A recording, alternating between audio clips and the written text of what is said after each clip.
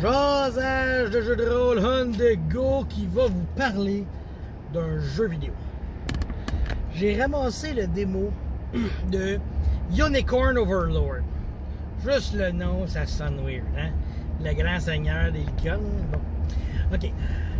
Mise en contexte, moi j'ai adoré le jeu Ogre Battle 64 Person of Lordly Caliber au Nintendo 64, puisque au 64, tous les jeux s'appelaient quelque chose 64.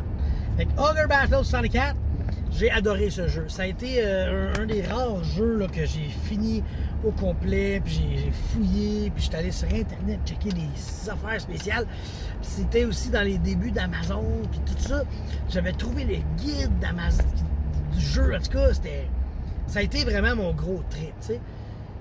Et j'ai jamais retrouvé ce trip-là, tu sais. Mon 64 a brûlé, puis mon Ogre Battle 64 a brûlé aussi, puis ce jeu-là, il est pas trouvable, il est pas achetable, tu sais. Fait que moi, je fais des recherches partout. Puis là, les recherches me donnent... Ah, c'est genre comme style semblant de Final Fantasy Tactique. Puis il y avait même Ogre Battle Tactique Reborn. Tu sais, je me disais, Ogre Battle Tactique Reborn, ça doit être pas pire. Non, c'était des jeux de tactique, justement. Puis Ogre Battle, c'est pas de la tactique, c'est de la stratégie. Là, vous allez dire, ouais, mais ça ressemble à la stratégie et la tactique. Effectivement, c'est pas loin d'être pareil, tu sais. C'est juste que les jeux vidéo tactiques, eux autres, c'est des petites cases. Puis là, tu te déplaces là-dessus. Puis là, tu t'actives tes commandes. Tu décides, tu sais, qu'est-ce que tu fais. Puis là, genre, OK, je vais attaquer lui, je vais faire ci, je vais faire ça. Moi, j'apprécie pas ça, ce genre de jeu-là. Tu sais, j'aime pas ça. Je sais que c'est super bon. Il y a plein de monde qui adore ça. Moi, c'est les stratégies comme lui, OK? Fait que là, on revient à ce jeu-là. Ce qui arrive, c'est que Ogre Battle... On revient pas, finalement, je vous parle d'Ogre Battle. Ogre Battle, t'avais des unités qui se promenaient sur une map. Puis là, t'avais des points à récolter, des unités adverses à détruire. Puis, quand tu rentrais en contact avec une unité, le combat se faisait tout seul. Tu n'avais rien à faire, tu sais. Les guerriers attaquaient à première rangée, les archers attaquaient en arrière, le healer, il healait le plus faible. Tout était comme pré-seté comme ça. Fait que c'était facile. Tu fais juste cliquer, OK, je veux que mon unité s'en aille là. Bon, là, dit comme ça a l'air pas chaud, mais c'était vraiment cool. Parce que ce qui faisait la force de ce jeu-là, c'est la diversité incroyable d'unités, puis des héros aussi. Fait qu'il y avait bien du stock. Fait que là, je fais quand même, je cherche ce jeu-là et je ne trouve rien. Là, je vais au Salon des collectionneurs à Saint-Hyacinthe, au mois d'avril. C'était super cool. Je rentre là, puis là, il y a une table avec deux mordus de jeux vidéo. Ils ont plein de jeux rétro à vendre, puis tout. Puis, on parle de ça un peu, puis là, je fais comme, moi, j'ai aimé Ogre Battle 64, mais j'ai jamais rien trouvé de bon. Puis là, la fille, qui a l'air de rien, là, elle me dit, ben, tu devrais essayer Unicorn Overlord. C'est sa Switch, le démo, il est là. Puis je fais, ouais, ben, un démo, ça coûte rien, parce que j'ai acheté des jeux que j'ai... Tabarnak, ça, c'est pour faire son stop. Fait que...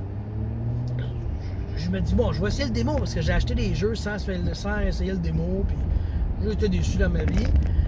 Fait que, ouais, j'essaye ça. Je suis là-dedans, OK? Le démo, il consiste à peu près en 8 heures de gameplay. Tu sais, tu joues, le timer part, puis tu as 8 heures pour jouer. Quand tu mets pause, le timer arrête, là, donc, ça fout, là. C'est 8 heures de gameplay. Et c'est exactement Ogre Battle 64 à quelques différences près, mais c'est ce que je cherchais, OK? Sauf que, tu sais, Ogre Battle 64, c'était stratégie là. Ça, la stratégie est là, genre au top du vidéo, là, ici, comme ça, là. Des fois, elle tape dans le plafond. C'est fou, OK? T'as le même style de combat, c'est-à-dire, tu construis tes unités, ils se promènent, puis quand ils rencontrent quelqu'un, les combats se font seuls. Sauf que là, il y a une programmation à faire. Ben, t'es pas obligé, OK? T'es pas obligé, t'es jamais obligé. Tu peux dire, mon guerrier attaque en avant, puis mon archer attaque en arrière, c'est correct. Mais tu peux dire, mon guerrier attaque celui qui a le moins de points de vie. J'en ai un, maintenant, il a pogné une arme empoisonnée. Je dis, lui attaque celui qui a le plus de points de vie. Fait que là, il va attaquer celui qui a le plus de points de vie. Il va l'empoisonner. Ses points de vie vont descendre. Puis là, après ça, il y a un autre bonhomme dans l'unité qui va tirer le bonhomme qui est empoisonné parce qu'il est rendu avec le moins de points de vie. Tu peux dire, OK, mon archer, il appelle ça frappe automatique, je sais plus, là, tu tires, en tout cas, c'est encore lisse, dis non. Puis, j'ai dit, OK, bon, ben, tu tires quelqu'un qui vole. s'il y a personne qui vole, tu tires quelqu'un dans la deuxième rangée. T'sais, parce que dans la deuxième rangée, c'est ça, c'est les archers, c'est les mages, c'est les healers. Puis sinon, fais juste tirer. T'sais. Fait que tu les programmes comme ça, tes bonhommes, genre. Puis là, après ça, tu peux faire des tests entre tes unités, voir qu'est-ce que ça a l'air sur le champ de bataille.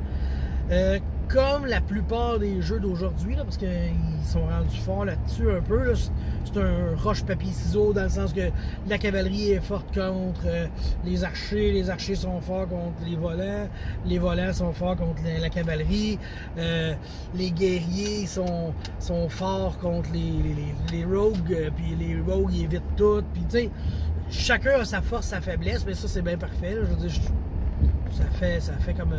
ça fait intéressant. Ça rajoute une stratégie, puis c'est assez crédible aussi. Là. Je veux dire, une unité volante, si tu ne voles pas, en partant, tu as 50% de chance de rater ton attaque. Fait que si tu voles pas, tu as un problème. Par contre, tes archers n'ont pas ce moins 50% là de chance de toucher. T'sais. Parce que ça aussi, ça a de l'impact. Moi, j'ai une unité, là, deux chevaux là, super hot. Là. Mais si je me ramasse contre...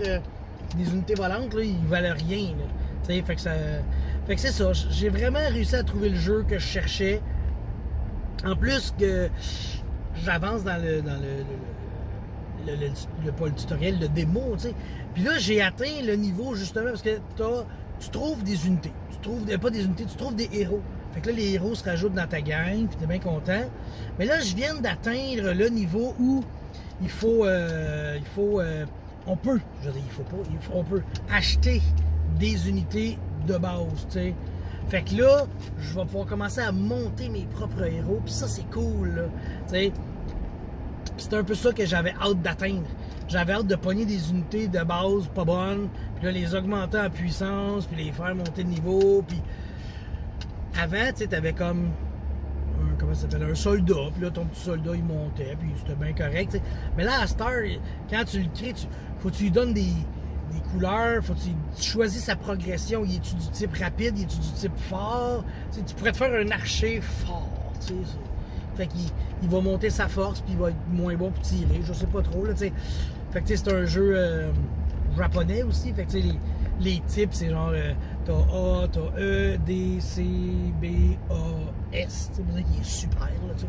Fait que tu choisis tout, ou tu peux tout randomiser, mais pour vrai, là je parle, je capote, là, puis mettons, là, que j'ai 5 heures de jouer, là, et je trippe ma vie de ce jeu-là. J'ai juste le démo, puis j'ai pas hâte que ça finisse, tu sais. C'est clair que je vais le vouloir, là, il est dans mon panier, s'il tombe en spécial ou si je reçois un cadeau, ça va être ça, parce que je le veux, ce jeu-là. C'est ce que je cherchais depuis tant d'années. Vous allez voir, moi, pour vrai, je le cherche depuis 2017. Ouais. Depuis 2017, là, je le cherche. 18. Quand j'ai brûlé, là, je le voulais, ce jeu-là, puis j'avoue, j'avais réessayé de jouer, mais ma TV a chié un peu, puis les couleurs étaient super sombres, fait que j'étais pas trop capable de bien... profiter pleinement du plein air puis de jouer comme il faut. Mais tout ça pour dire que Unicorn Overlord, checkez ça sur la Switch, sur le eShop. Puis moi, je suis arrivé à ma destination. Puis j'ai même fait quelques petits détours pour pouvoir plus parler du jeu parce que je tripe trop ce jeu-là. Mais je suis niaiseux parce que les détours que j'ai faits font que je vais avoir moins de temps à jouer.